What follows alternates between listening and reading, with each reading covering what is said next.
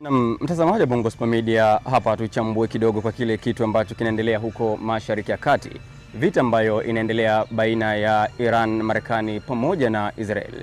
Moja ya nchi ambayo inafurahia vita hivi ni nchi ya Palestina, hasa wakazi wa eneo la Gaza, kwa sababu Gaza eneo lao limeharibiwa sana dhidi ya Israel, ambapo hivi sasa Iran amekuwa akishambulia sana katika eneo la Tel Aviv pale nchini Israeli.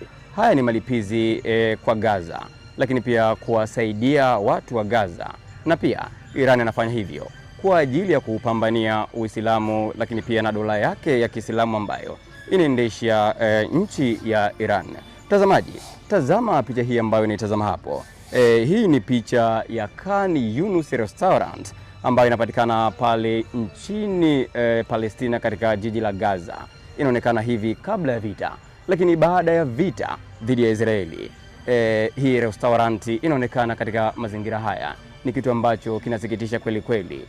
Haya ni maeneo ambayo watu wengi wa Gaza walikuwa wakienda maeneo haya kupata chakula, lakini pia kuweza kupumzika. Lakini leo hii hali imekuwa sio nzuri kwao. Restaurant imeharibiwa kiasi hiki na watu wa Israeli. Lakini pia tazama video klipu hizi na picha hizi, mji wa Gaza ulivyo hivi sasa, kutokana na vita ambavyo kwa muda mrefu vimeendelea katika mji wao. Ndio maana nasema kwamba watu wa Gaza wanafurahia sana hiki ambacho kinawakuta Israeli kwa hivi sasa.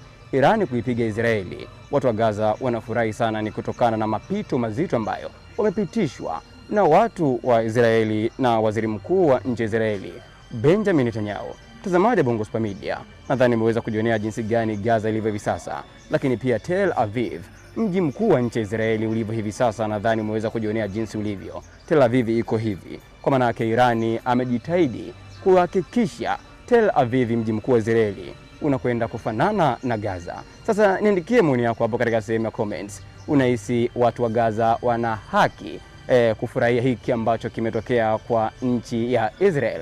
Niandikie maoni yako hapo katika sehemu ya comment. Langu jina naitwa The Field Dimasio Mbwile Musa.